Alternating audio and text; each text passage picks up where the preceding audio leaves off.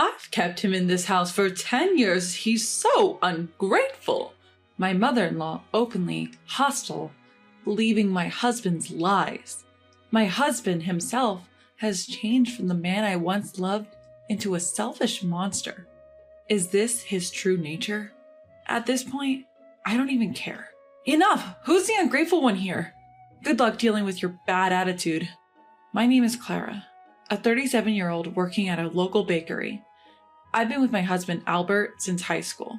His family has a long line of carpenters, and he joined the family business right after graduating. We got married at 24, and we're just an ordinary, happy couple. That all changed when we were 27. Clara, the hospital just called. Please come quickly. A frantic call from my usually composed mother-in-law at work. I rushed to the hospital and found my husband staring blankly ahead. He looked defeated, and my mother-in-law sobbing beside him.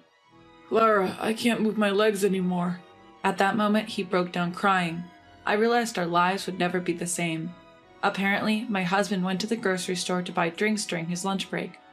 My husband was waiting at a traffic light when a car hit him. His spine was damaged, paralyzing him from the waist down. After a long hospital stay, my husband came home, a completely different person compared to before the accident. We were living in a rental apartment, but then my usually quiet and craftsman-like father-in-law said, "You should live with us." And before my husband returned, he made his home accessible for us. We were financially unstable, so we gratefully accepted. I'm home. He entered the house in a wheelchair, his voice devoid of energy. He used to be cheerful, loud, and always cracking jokes. Now, he was like a stranger. Clara, is Travis doing well? Daddy, does he hurt?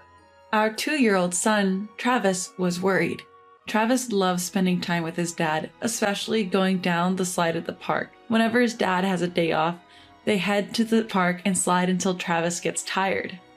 Seeing his dad after a long time, Travis couldn't contain his excitement. He tugged at his dad's hand as if to say, "Let's go play over there." But his dad looked sad. Before the accident, he would have easily stood up, put Travis on his shoulders, and spun around. Now he can't do that for Travis ever again. His dad is still recovering both physically and emotionally. Just then, mother-in-law shouted, "Travis, your dad can't walk anymore. Go away." My mother-in-law suddenly yelled at Travis. Travis, only 2 years old, couldn't understand and burst into tears. Mother-in-law looked annoyed. Mother-in-law is noisy about such a son. I was looking at him with a face that said something like that. Mother-in-law has been more irritable. She's probably struggling to accept the situation. Travis, big boys don't cry. Come on, let's play with Grandpa. Father-in-law said, lifting Travis up. Travis smiled instantly. Father-in-law is usually quiet around us, but he adores his grandson Travis. For a moment, I saw a smile on father-in-law's face. During my husband's hospital stay, I was summoned by my in-laws. So, Clara, what are you planning to do? You're not thinking of leaving Albert, are you? Mother-in-law asked, a bit agitated. Father-in-law signaled her to stop. I wondered, do they think that I'm heartless? Their words stung a little. My feelings for my husband haven't changed, and Travis loves his dad too. We'll get through this as a family. Thank you for your concern. I plan to stay by my husband, I assured them. They seemed grateful. I've read many books to prepare myself, but I've come to realize that good intentions alone aren't enough. Since coming home, my husband has become quite demanding. That's not it. Come on, get it right. He'd snapped, increasingly frustrated. He even threw a book at me once. You don't understand how I feel. A phrase I've heard too many times. Seeing his changed behavior, Travis started saying, Daddy is scary. My son started saying things like that. However, in front of the helpers and friends who come to visit him, he is a bright husband like before. Well, I guess I'll just take it easy from now on, he'd joke, and I felt a sense of nostalgia. Hey, Clara, come here. When my husband calls me in that urgent tone, it's usually about his bathroom needs. I was busy feeding Travis and couldn't leave. I'm sorry, mother-in-law, I can't step away right now. Could you please help Albert? Even if I say something like that. It'll be awkward for him if I go, right? I'll take over making dinner for Travis. That's what she said, but my mother-in-law hardly took care of my husband. She seemed to chat with him while I was at work, but that was about it. Seeing this, my father-in-law sighed. I'll go. Clara, sorry for always troubling you. He's gruff, but father-in-law is kind. He's also very proactive about helping my husband. When my husband first came home, he'd ask me, "What are you doing right now? What book is that?" He even helped me study. My mother-in-law didn't like that. Clara, why don't you quit your job? Albert is in such a condition, you should support him properly. That's what she said. I knew what mother-in-law was getting at. Basically, when father-in-law and I are at work, stay-at-home mother-in-law has to take care of my husband. And she doesn't like it. Even though we mostly have a caregiver for that now. He's her own son. What's her deal? Plus, Travis is going to grow up. My husband can't work properly anymore, but we still need money. So, mother-in-law, could you please help out more? Father-in-law is helping me study, you know? We're family. Mother-in-law sighed at me. Don't you dare make a move on my husband. She glared at me. What? Is she insane? My husband is still selfish and mother-in-law says ridiculous things. I've thought about taking Travis and leaving many times. But my parents are taking care of my elderly grandmother at home. I couldn't think of going back there, and I didn't have the courage to live alone with my son. Clara, you've aged. Time flies and it's been 10 years since my husband had his accident. I'm still working at the bakery. I'm now 37, and Travis is in 6th grade. These past 10 years, my mind has been filled with concerns for my husband and child. No wonder I've aged. Hey, how rude. We're still in our 30s, you know. Sorry.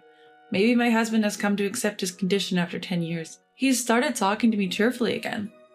While I'm at work, father-in-law, who's now retired, looks after him. As for mother-in-law, she's uncooperative as ever.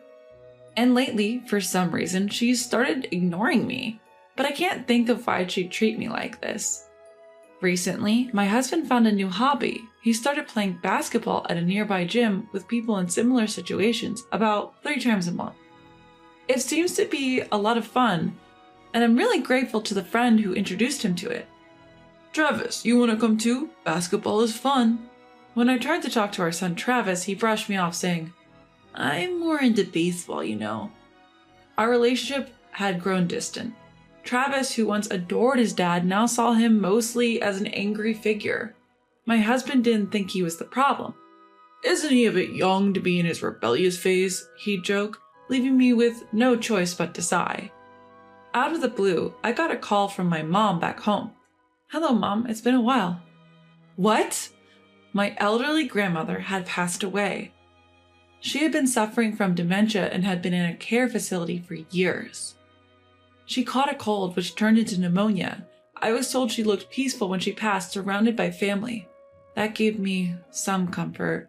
Only Travis and I attended the funeral. My parents live in the next town over, a good drive away.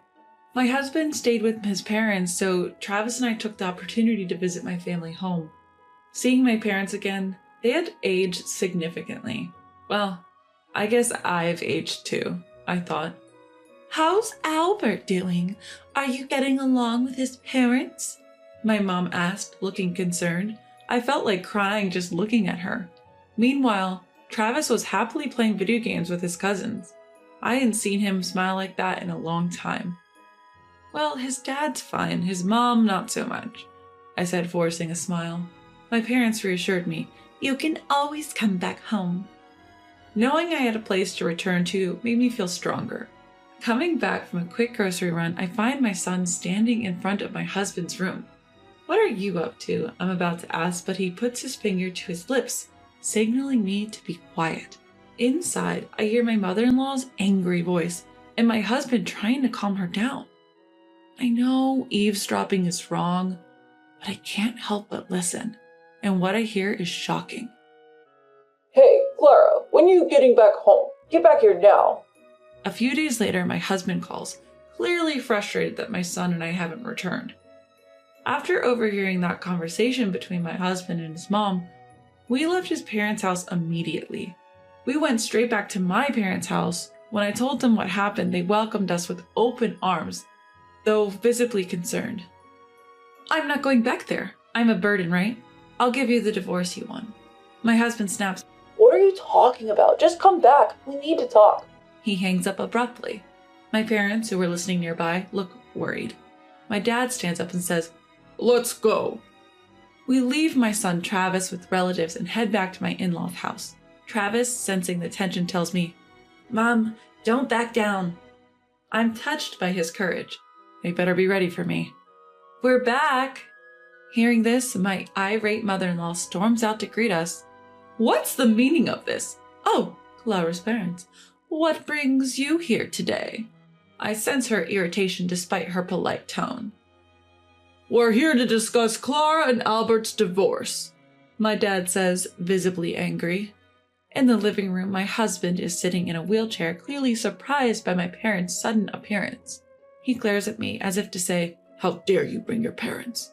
He always does this when he's unhappy, just glares at me. His mom does the same. Lately, he's been staring at me like he's watching me, wondering what he doesn't like. They're like two peas in a pod. Do you always glare at Clara like that? My mom asks, also angry. In this tense atmosphere, only my father-in-law remains calm.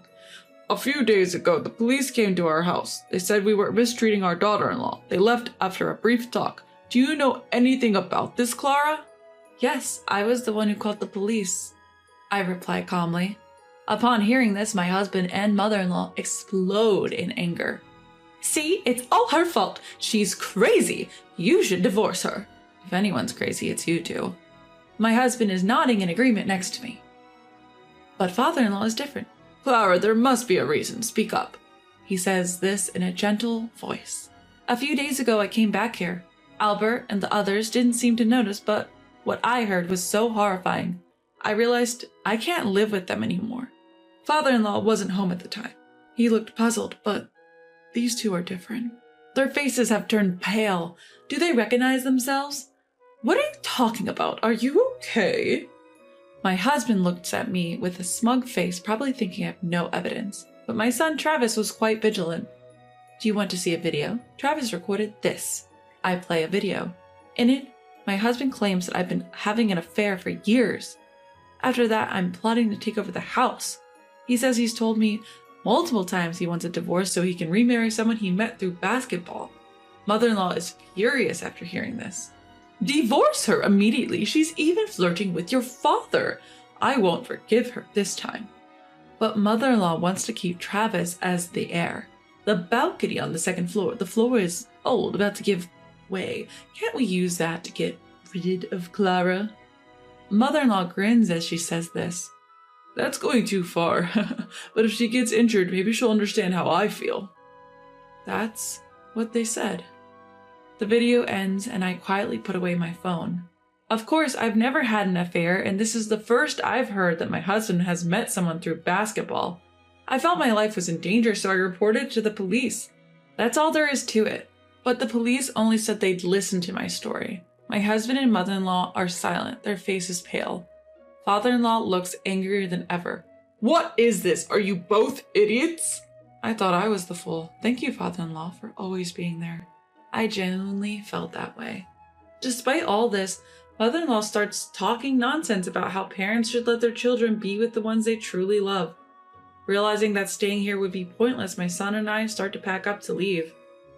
Can you believe her? After letting her stay in our home for 10 years, she's so ungrateful. My mother-in-law glared at me as she usually did and said that. In response, my dad said, I've heard a lot about you from my daughter, but this is the first time I've talked to someone and been so uncomfortable. In response, my dad calmly said, My mother-in-law kept muttering, but wouldn't stop bad-mouthing me. Fed up, I finally snapped, Enough!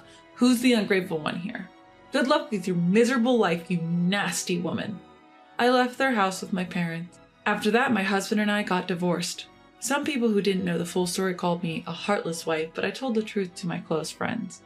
Word seemed to spread among my ex-husband's friends, and now hardly anyone visits him. I don't know if that's the reason, but after a while, my ex-husband and his mother started reaching out. I never picked up the phone. When they realized I wasn't answering, they started sending a barrage of messages, all strangely pleading for reconciliation. Funny enough, all the messages were about wanting to get back together. Didn't he say he found someone better? Reading his words like, I took you for granted. Now that you're gone, I realize your worth. I thought, realizing it now? Too little, too late. I told my ex-husband, if you keep contacting me unnecessarily, I'll go to the police. And after that, the messages stopped cold. I moved back to my parents' home in the next town over and opened a bakery in a nearby vacant shop. The only employees are me and my parents. My son Travis helps out with cleaning the shop now and then. Travis started middle school this spring and seems to have made a lot of new friends. He's also fully committed to his baseball club activities. Though the bakery was just a hobby at first, thankfully it's gaining a good reputation and we're getting more new customers lately. Welcome. Oh, it's you, father-in-law. My former father-in-law visits the shop a few times a month to buy bread.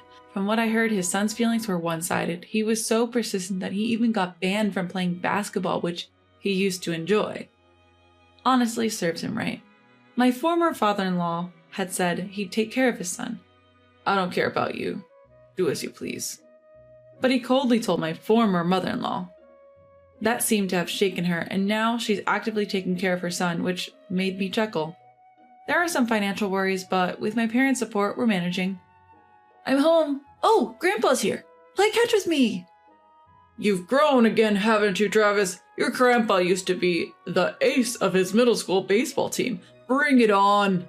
Watching their heartwarming conversation, I strongly vowed to make the most of my new life together with my precious family.